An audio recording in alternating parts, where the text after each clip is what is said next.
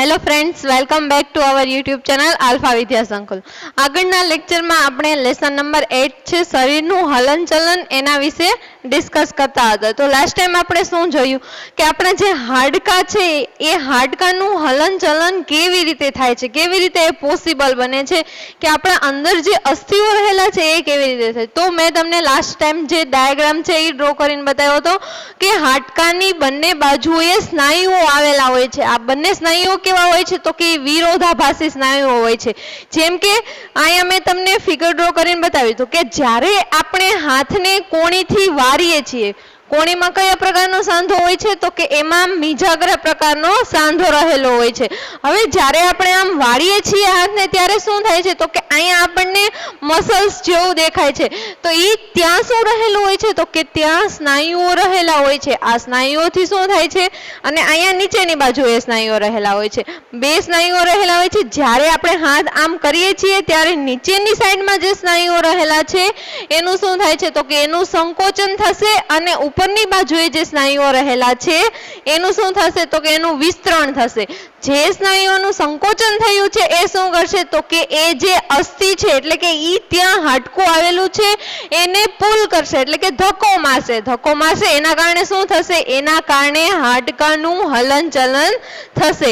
તો શું કહેવાય તો કે આ જે હાડકાના હલનચલન માટે બે વિરોધાભાસી સ્નાયુઓ તેની સાથે સંકળાયેલા હોય છે એવું કહેવામાં આવે છે. અને આ બંને સ્નાયુઓનું કામ શું હોય છે, જ્યારે એકનું સંકોચન થાય ત્યારે બીજા સ્નાયુનું શું થાય છે તો કે બીજા સ્નાયુઓનું વિસ્તરણ થાય છે. હવે ફરીથી આપણે એ જ પોઝિશનમાં હાથને લેવો છે તો શું થશે તો કે અહીંયા જેનું વિસ્તરણ થયું હતું એ સ્નાયુનું હવે શું થશે તો કે એનું સંકોચન થશે અને નીચે જે સ્નાયુઓનું સંકોચન થયું હતું એનું શું થશે તો કે એનું વિસ્તરણ થશે.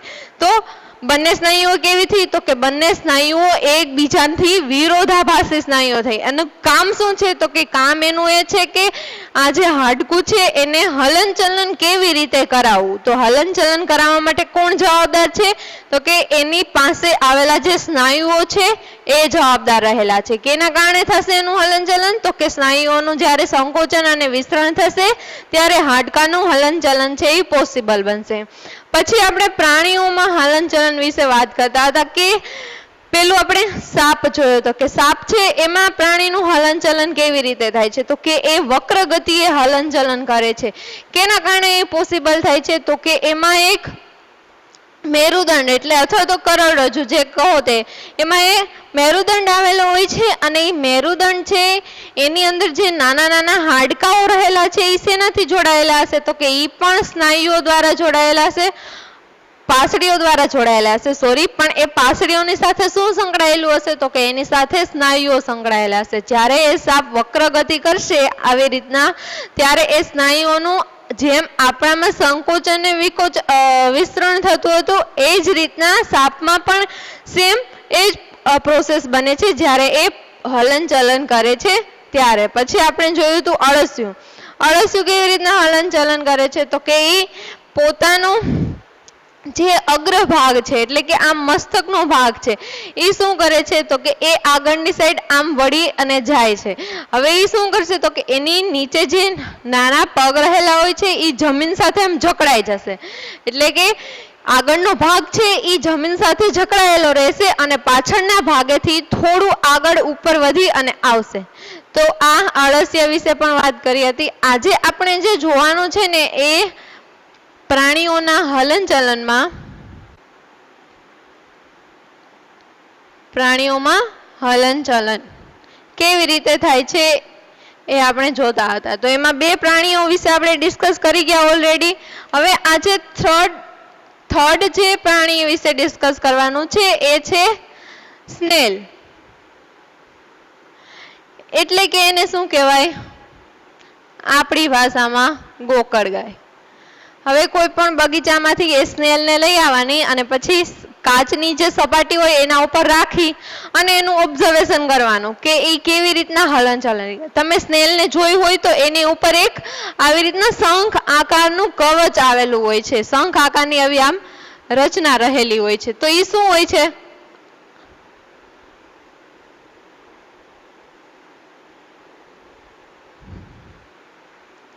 આ સ્નેલ હશે એની ઉપર શું હશે તો કે આ શંખ આકારનું એક કવચ આપણને જોવા મળે છે. તો એ શું હોય છે તો કે એને કવચ જ કહેવાય છે. પણ એ શેનું બનેલું હશે તો કે ઈ છે ઈ CaCO3 એટલે કે કેલ્શિયમ કાર્બોનેટનું બનેલું હશે. આનું કામ શું તો કે આનું કંઈ જ કામ નથી હોતું, માત્ર એ એક શરીરનો એક ભાગ છે. કોના શરીરનો એક ભાગ છે? આ જે સ્નેલ રહેલી છે એના શરીરનો. જ્યારે આ સ્નેલ ગતિ કરશે, હલનચલન કરશે, ત્યારે એની સાથે સાથે આ જે એની ઉપર જે કવચ રહેલું છે એ પણ એની સાથે સાથે ગતિ કરશે. હવે આની ગતિ કેવી રીતના હશે? જ્યારે સ્નેલ છે એની શરીરનું મૂવમેન્ટ થતું હોય ને ત્યારે જે કાચની સપાટી ઉપર તમે એને રાખીને પછી એને સહેજ ઉલટી કરી અને નીચેથી જોજો શું થશે તો કે એની નીચે એક આવા નાના નાના જાડી સંરચના જોવા મળશે. આ શું હશે તો કે આ નાના નાના એની ઉપર પગ હશે. હવે એ શું કરશે? જ્યારે આગળ હાલશે ને ત્યારે પગમાંથી એક ચીકણા પ્રકારનું દ્રવ્ય છે એ છૂટું પડતું હોય છે. આનું કામ શું હશે તો કે આ ચીકણું દ્રવ્ય એટલા માટે એમાંથી સ્ત્રાવ થાય છે કે આ જે સ્નેલ છે એ પાછી ઉલટી ન થઈ જાય, કેમ કે આ જે ઉપર કવચ રહેલું છે એના કારણે શું થઈ જાય તો કે ક્યારેક ક્યારેક એ ઉલટી થઈ જતી હોય છે. તો એ ન થાય એટલા માટે શું હોય તો કે એટલા માટે આ જે સ્નેલની નીચે જે પગ રહેલા છે એ પગમાંથી એક ચીકણા પ્રકારનું દ્રવ્ય છે એનો સ્ત્રાવ થતો હોય છે, જે એને ચાલવામાં મદદ કરતું હોય છે. તો આ જે સ્નેલ છે એના વિશેની વાત થઈ. હવે આપણે નેક્સ્ટ જે જોવાનું છે એ શું છે તો કે એ છે માછલી. માછલીમાં કેવા પ્રકારનું હલનચલન થાય છે તો એના માટે આપણે એક એક્ટિવિટી કરીએ કે તમે એક કાગળ લઈ અને એમાંથી હોડી બનાવજો. હોડી બનાવી અને પાણીમાં તમે જ્યારે એને મૂકો છો ત્યારે શું કરીએ છીએ તો કે હોડીનો જે પાતળો ભાગ હોય છે એટલે કે અણીદાર ભાગ હોય છે ત્યાંથી ધક્કો મારી અને પાણીમાં તમે એને મૂકો છો. એટલે શું થયું તો કે એ પાતળા અણીદાર ભાગ છે ત્યાં આપણે ધક્કો માર્યો એટલે એનું હલનચલન થયું. હવે એ બે અણીદાર ભાગ છે એને પકડી રાખો, એને પકડી રાખવાનો અને વચ્ચે જે પોળો પાર્ટ છે એને ધક્કો મારી અને પછી હોડીને પાણીમાં તરતી મૂકો. એનું હલનચલન થશે, હોડી છે એ પાણીમાં તરે છે. શું થાય છે? અવલોકન કરો જી. તો નહીં થાય, કેમ કે આપણે જે હોડી છે એ બંનેનો અણીદાર ભાગ હતો એને પકડી રાખ્યો છે, ખાલી જે વચ્ચેનો પોળો ભાગ છે એને ધક્કો મારવાથી થશે હલનચલન? તો નહીં થાય. તો જે રીતના હોડીની રચના છે સેમ એ જ રચના કોની હોય છે તો કે સેમ એવી જ રચના કોની હોય છે? માછલીની હોય છે. માછલીમાં શું હોય છે તો કે માછલી છે એ કંઈક આવા પ્રકારની હોય છે.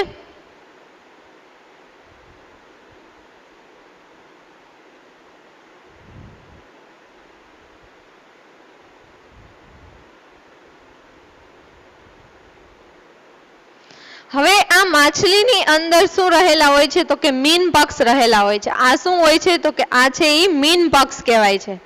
શેમાં મદદ કરે છે આ તો કે આ મીન પક્ષ છે એ તરવામાં મદદ કરતા હોય છે. શેમાં? માછલીને તરવામાં મદદ કરતા હોય છે. હવે તમે જોશો તો જે માછલી છે એના શરીરનો આકાર કેવો હોય છે તો કે સેમ ટુ સેમ હોડી જેવો હોય છે. અહીંયા પણ કેવો હોય છે પૂંછડીના ભાગે તો કે ઈ અણીદાર હોય છે અને અહીંયા મુખના ભાગે પણ કેવું હોય છે તો કે મુખના ભાગે પણ એ અણીદાર જ હોય છે. હવે આ વચ્ચેનો પાર્ટ છે માછલીનો એ કેવો હોય છે તો કે ઈ પોળો હોય છે. તો હોડીમાં પણ સેમ ટુ સેમ આવી જ રીતના હતી ને, બંને છેડે શું હતી તો કે અણીદાર હતી અને વચ્ચે પોળી હતી. તો આવી જ રીતના હોય છે. હવે શું થશે આમાં ગતિ કેવી રીતના થશે એટલે કે મોમેન્ટ કેવી રીતના થશે તો અહીંયા આપણે જોઈએ કે એ મોમેન્ટ કેવી રીતના થાય છે.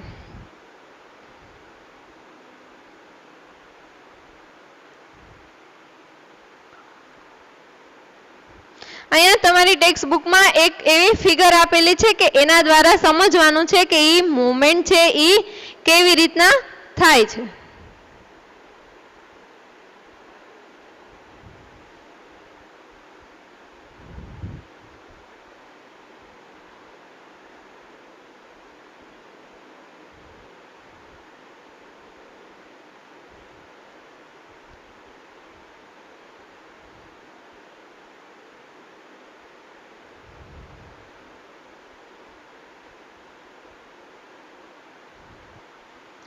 જ્યારે એ માછલી છે એ તરતી હશે ત્યારે એની આજુબાજુ જે પાણી રહેલું હશે એ શું કરશે તો કે આ મીન પક્ષ દ્વારા એ પાણી છે એ રસ્તો કરશે એની અંદર ચાલવા માટેનો, એટલે કે જે સાઈડ એનું બોડી વળશે ને એ સાઈડ એની પૂંછડી નહીં વળે. શું થશે તો કે એની વિરુદ્ધ દિશામાં પૂંછડી છે એ વળે છે. એટલે કે જો તમે અહીંયા આ બોડી છે એ આ બાજુ આમ મૂવમેન્ટ કરશે તો પૂંછડી છે એની પાછળનો ભાગ ટેલ રહેલો છે એ કઈ બાજુ મૂવમેન્ટ કરશે તો કે આ બાજુ મૂવમેન્ટ કરશે. જેવું બોડી આમ જશે ને એવું પૂંછડી સીધું શું થશે તો કે એવી પૂંછડી સીધી આમ જશે. એટલે શું થશે તો કે એના કારણે એના જે શરીરને છે ને એક ધક્કો લાગશે, એક પ્રકારનો શરીરને શું લાગશે તો કે એક પ્રકારનો ધક્કો લાગશે, જેના કારણે શરીર શું થશે તો કે જેના કારણે શરીર સીધી ડાયરેક્ટ આમ આગળ વળી જશે. હવે એવી જ રીતના અહીંયા થશે, જો આમાં પણ શરીરની ગતિ આ બાજુ થઈ છે તો આ જે એની પૂંછડી રહેલી છે એની મૂવમેન્ટ કઈ સાઈડ થાય છે તો કે એનું મૂવમેન્ટ આ બાજુ થાય છે. સેમ અહીંયા જો આ ગતિ આ પ્રમાણે થાય છે તો એની ગતિ કેમની થશે તો કે આવી રીતના થશે. હવે આ માછલી છે આમ વળવાની કોશિશ કરે છે, જો આમ વળશે એટલે એની પૂંછડી પણ આમ વળવાની કોશિશ કરશે. એટલે એવું સમજવાનું તમારે કે જે એમ મુખનો ભાગ હશે, મુખનો ભાગ આવી રીતના જતો હશે તો એની આ જે પૂંછડી છે એ કેવી રીતના જતી હશે તો કે એ આમ વિરુદ્ધ દિશામાં જતી હશે, જેના કારણે એના શરીરમાં એક ધક્કો લાગે છે એવો એને અનુભવ થશે. આ ક્રમિક ધક્કાઓના લીધે શું થશે, એક પછી એક ધક્કા લાગ્યા રાખશે, એના કારણે આ જે માછલી છે એ શું કરશે તો કે એના કારણે માછલી છે એ આસાનીથી ગતિ કરી શકશે. તો માછલીમાં આવા પ્રકારની ગતિ થતી હોય છે. શેના કારણે જવાબદારી ગતિ છે તો કે આ જે મીન પક્ષો છે એના કારણે ગતિ થતી હોય છે. ક્યારેક તમે જોયું હોય કે જે સ્વિમર હોય છે, જે સ્વિમર સ્વિંગ કરતા હોય છે ત્યારે પણ એની પગ પાછળ આવા માછલી આકારનું એને પહેરી અને એ લોકો સ્વિમ કરતા હોય છે. તો એ શેના કારણે મદદરૂપ હોય છે તો કે એ આપણને મીન પક્ષ જેવું કામ કરે છે એટલા માટે એ શું કરે તો કે આસાનીથી એની અંદર તરી શકે છે. તો આ વાત થઈ માછલી વિશેની. હવે આપણે પક્ષી વિશે જોઈએ કે પક્ષી છે એ કેવી રીતે ઉડી શકતા હશે તો કે એમાં પણ હલનચલન થાય જ છે ને, તો એમાં કેવા પ્રકારનું હલનચલન થતું હોય છે. હવે આપણને ખબર છે કે પક્ષીઓનું કામ શું હોય છે તો કે એનું કામ છે એ ઉડવાનું હોય છે. એ ઉડી અને એક જગ્યાએથી બીજી જગ્યાએ જાય છે, એટલે કે એના શરીરનું હલનચલન થાય છે. હવે ઘણા એવા બધા પણ હોય છે કે જે ઉડી પણ શકે અને તરી પણ શકતા હોય છે. ફોર એક્ઝામ્પલ આપણે જોઈએ તો બતક અને હંસ, આ બંને છે એ કેવા પક્ષી છે તો કે આ બંને છે એ પાણીમાં તરે છે અને પ્લસ બીજું શું કામ કરે છે તો કે ઉડી પણ શકે છે. તરવાનું અને ઉડવાનું. હવે જે પક્ષીઓ છે એના શરીરની રચના કેવી રીતના રહેલી હોય છે તો કે એના શરીરનો જે અગ્રભાગ છે, અગ્રભાગ એ કેમાં રૂપાંતરિત થઈ ગયો હોય તો કે એ અગ્રભાગના જે અસ્થિઓ રહેલા છે એ પાંખમાં રૂપાંતરિત થઈ ગયેલા હોય. જે અસ્થિઓ રહેલા છે એની વાત કરું છું હું. અને જે એનો પશ્વ ભાગ છે એમાં શું હશે તો કે એમાં પશ્વ ભાગમાં એ અસ્થિઓ રહેલા છે. અને આ અસ્થિઓ હશે એ કેવા હશે તો કે આ અસ્થિઓ હશે એ શ્રીદિષ્ટ અને હલકા હશે. શ્રીદિષ્ટ એટલે કેવા તો કે જે એમાં છિદ્ર રહેલા હોય એના કારણે શું થશે તો કે એના કારણે હવા છે એ આરપાર જઈ શકશે. અને એના કારણે જે હાડકા કેવા હોય છે તો કે એના કારણે જ હાડકા છે એ હલકા હોય છે. હલકા હોવાના કારણે શું થશે, એના કારણે તો પક્ષીઓ ઉડી શકશે. હવે આપણને ખબર છે કે પક્ષીઓને ઉડવા માટે એક જોડ પાંખ આવેલી હોય છે. હવે આ પાંખની રચના જેવી રીતના થયેલી હોય છે કે એ ઉડવામાં આપણને મદદરૂપ થતા હોય. ફોર એક્ઝામ્પલ તમે જુઓ અહીંયા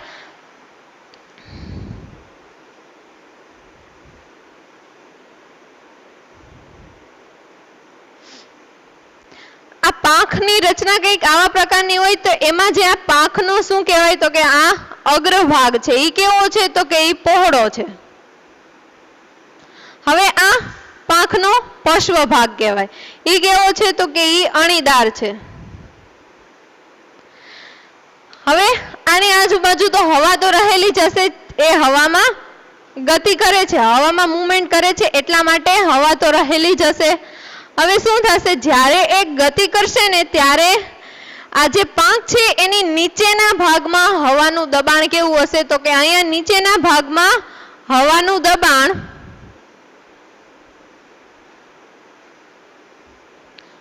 વધારે હશે. કેવું હશે, વધારે હશે. અને અહીંયા કેવું હશે દબાણ, તો કે અહીંયા ઓછું હશે.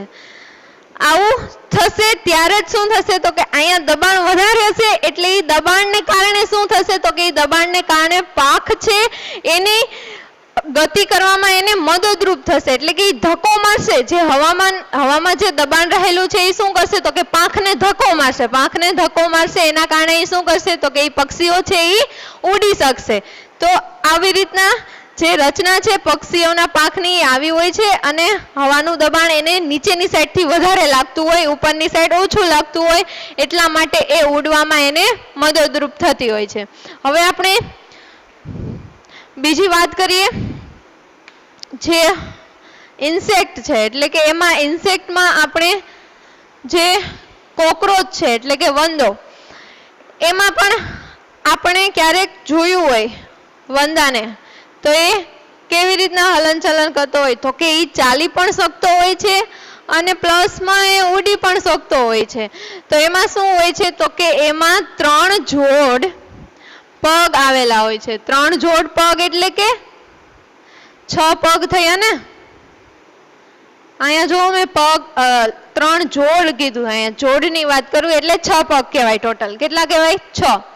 જેમાં શું હોય છે, તો કે આ જે પગ છે એમાં એ સ્નાયુઓ સાથે જોડાયેલા હોય છે. આ પગમાં શું હોય છે, તો કે આ પગ છે એ સ્નાયુઓ સાથે, જેમ આપણા શરીરમાં આ હાડકા છે એની બંને બાજુ સ્નાયુઓ હોય છે ને વિરોધાભાસી, તો સેમ એવી જ સ્નાયુ આમાં પણ આવેલી હોય છે. કેવી હોય છે એ, તો કે વિરોધાભાસી હોય છે. એકનું સંકોચન થશે જ્યારે બીજીનું વિસ્તરણ થશે, એવી રીતના એને વિરોધાભાસી કહેવાય. હવે આ સ્નાયુઓ કોની સાથે જોડાયેલા હશે, તો કે જે પગની રચના છે ત્યાં જોડાયેલા હોય છે. આ પગમાં કેવા પ્રકારનો સાંધો જોવા મળશે આપણને, તો કે આ પગ છે એમાં આપણને પેલો જે ખલદસ્તો સાંધો હતો એવા પ્રકારનો જોવા મળે છે. કેવો સાંધો જોવા મળશે, ખલદસ્તો. આ વસ્તુ યાદ રાખજો, જે વંદો હોય છે એના પગમાં કયા પ્રકારનો સાંધો રહેલો હોય, તો કે એના પગમાં ખલદસ્તો સાંધો રહેલો હોય છે. તો હવે આ સ્નાયુઓનું હલનચલન થશે, એ જ રીતે એના અસ્થિઓનું હલનચલન થશે. એટલે કે જ્યારે સંકોચન થશે ત્યારે એ ધક્કો મારશે સ્નાયુઓને, એટલે એ હલનચલન કરી શકશે. હવે શું થશે, તો કે આ જે વંદો છે એનું આખું શરીર છે એ કેના દ્વારા ઢંકાયેલું હોય છે, તો કે એ બાહ્ય કંકાલ દ્વારા ઢંકાયેલું હોય છે. હવે વાત કરીએ આપણે પાંખની, તો એ પાંખ છે એ ક્યાં આવેલી હોય છે, તો કે પીઠ ઉપર એની પાંખ રહેલી હોય છે. આ પાંખ કેવી હોય છે, તો કે આ પાંખ છે એ મજબૂત હોય છે. કેવી હશે, મજબૂત હશે. હવે આ પાંખનું તો તમને ખબર છે કેવી રીતના હલનચલન થશે, તો કે જ્યારે હવાનું દબાણ નીચેની સાઈડથી વધારે આવશે એટલે એ હવાનું દબાણ છે એ પાંખને ધક્કો મારશે, જેના કારણે શું થશે, જેના કારણે એ હવાની અંદર ગતિ કરી શકશે. બાકી હવા આપણે જે આ પ્રકારની રચના ન હોય પાંખની, તો એમાં ગતિ જોવા મળે નહીં, એટલે કે એ ઉડી ન શકે, તો માત્ર એ ખાલી ચાલી જ શકે. પરંતુ એમાં આ બંને વસ્તુઓ જોવા મળશે આપણને. એ ચાલી પણ શકે છે અને પ્લસમાં એની પાસે પીઠના ઉપરના ભાગે પાંખ પણ રહેલી હોય છે, એટલે એ પાંખ દ્વારા શું કરશે, તો કે ઉડી પણ શકશે. તો આ વાત થઈ વંદો છે એના વિશેની. હવે આપણે લગભગ બધા પ્રાણીઓ છે એના વિશે ડિસ્કસ કરી ગયા કે આ બધા પ્રાણીઓ છે એના હલનચલન માટે કોણ જવાબદાર છે, એની શરીરની અંદર એવી શું રચના રહેલી છે જેના કારણે આ બધા પ્રાણીઓ છે એ હલનચલન કરી શકે છે. અને આપણને ખબર પડી ગઈ કે આપણાથી બધા બીજા પ્રાણીઓની હલનચલનની પદ્ધતિઓ અલગ કેમ છે. આપણે જ્યારે લેસન ચાલુ કર્યું હતું ત્યારે જ આપણે કોષ્ટક બનાવ્યું હતું કે આ પ્રાણીઓ છે એના હલનચલનની ગતિ છે એ વિવિધ પ્રકારની હોય છે. તો વિવિધ પ્રકારની શું કામ હોય છે, તો કે એના શરીરની રચના જે પ્રમાણે થયેલી હોય છે, જે પ્રમાણે એના શરીરની રચના હશે એ પ્રમાણે એના હલનચલનની પદ્ધતિ અલગ હશે. જેમ કે આપણું જે શરીર છે એ શેનું બનેલું છે તો કે એ અસ્થિઓનું બનેલું છે, કંકાલ તંત્રનું બનેલું હોય છે. તો એના માટે કોણ જવાબદાર છે એ કંકાલના હલનચલન માટે? તો કે એ આપણી અંદર સ્નાયુઓ રહેલા હોય છે એ જવાબદાર હોય છે. તો એવી જ રીતે પક્ષીઓ છે તો કે એમાં પાંખ રહેલી છે એટલા માટે પાંખની સંરચના જોવા મળે છે આપણને, એટલા માટે એ ઉડવાનું કામ કરે છે. તો આવા બધા વિવિધ પ્રાણીઓની અંદર વિવિધ પ્રકારની રચના આપણને જોવા મળે છે, એટલા માટે એમાં હલનચલનની પદ્ધતિઓ પણ અલગ અલગ હોય છે. તો અહીંયા તમારું લેસન છે એ ખતમ થઈ જાય છે. આગળના લેક્ચરમાં આપણે જે નવું લેસન છે એ ચાલુ કરીશું. Thank you.